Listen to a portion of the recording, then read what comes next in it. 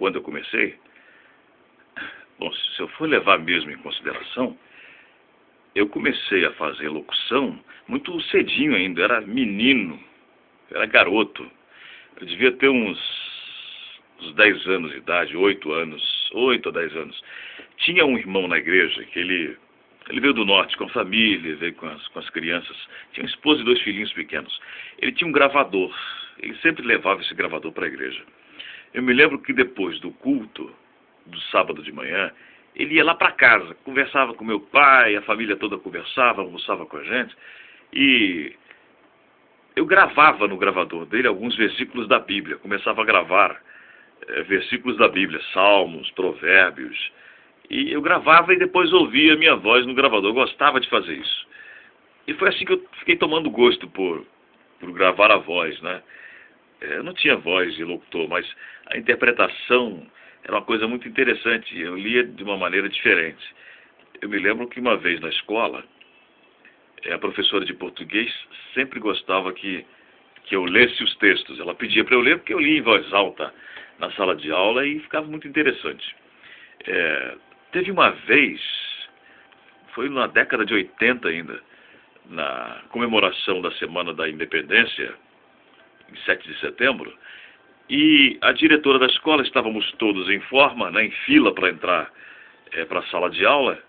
A gente se formava lá na quadra do colégio Márcio Caulino Soares, em Austin, Escola Municipal Professor Márcio Caulino Soares. Estudei lá e foi numa dessas apresentações, eu estava lá em forma já, cobri firme e tal. A gente tinha cantado o hino nacional, porque na época a gente cantava o hino nacional para entrar para a sala de aula. Foi quando a diretora da escola, a dona Berenice, a gente temia muito a dona Berenice, quando ela queria corrigir alguém, só o olhar dela já metia medo na gente. As crianças todas respeitavam muito a dona Berenice. Foi quando ela me chamou. Eu estava na quadra lá, em forma, ela falou assim: você aí da mochila amarela, você aí. Aí eu olhei, meio desconcertado. Eu? Sim, você da mochila amarela, vem aqui. Eu não sabia do que se tratava, eu fui lá, assim, atendendo o chamado dela, fui lá à frente. E ela disse para todo mundo: agora o Elias vai ler aqui esse texto em comemoração ao 7 de setembro, a Semana da Pátria. E aí eu fiquei meio sem graça tal, mas ler para a sala de aula era uma coisa, agora ler para a turma toda, para todas as turmas do horário da manhã na escola era um desafio muito grande. Eu fiquei meio assim, eu tremi um pouco, né? Fiquei meio nervoso. Mas eu li o texto, peguei o microfone e li o texto em voz alta, firmemente, e no final daquela leitura eu fui aplaudido, a escola toda me aplaudiu. Foi um momento muito marcante para mim, porque a notícia de que eu lia bem, que eu gostava de ler, gostava de falar, circulou a escola toda. Então, aí já com 10 anos de idade, eu gravei, e na verdade não foi nem gravação, eu fiz uma participação ao vivo mesmo, nos carros de som de propaganda política. Em 1982, teve a campanha do Brizola para governador do estado do Rio, e os carros de propaganda política passavam no nosso bairro, né? E eu pedia o motorista para eu falar. Né? Tinha o motorista e o locutor do lado que falava ao vivo naquele microfone, e as cornetas, né, que eram usadas na transmissão, jogavam o som muito longe. A gente ouvia de longe quando o carro de som vinha. Né? E quando chegava perto de casa, aquela criançada toda correndo atrás do carro de som, era uma festa. E eu pedia para falar. E eu lia alguns textos, né?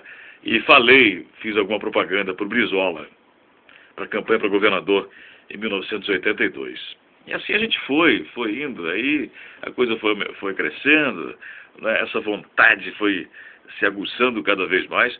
Foi quando eu tive a oportunidade, com 14 anos de idade, no serviço de alto-falante do seu Zezinho. E dali para a Rádio Solimões, aos 17 anos, depois fui participando de outras emissoras, né?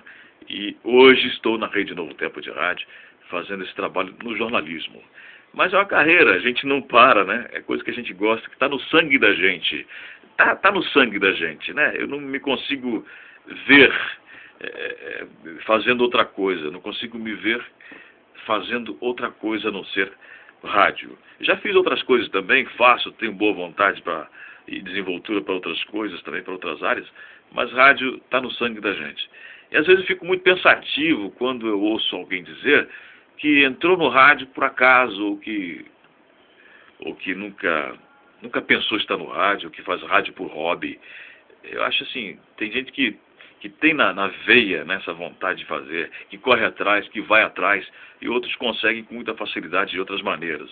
Mas seja de uma maneira ou de outra, eu conheço a minha história e eu gosto da minha história, e é muito importante a gente manter-se bem vivo e ativo em tudo que fazemos, tudo com amor, né, com verdade. E o trabalho da gente não se apaga nunca. Ele fica para sempre guardado na memória daqueles que nos acompanham, daqueles que torcem por nós. Graças a Deus por isso.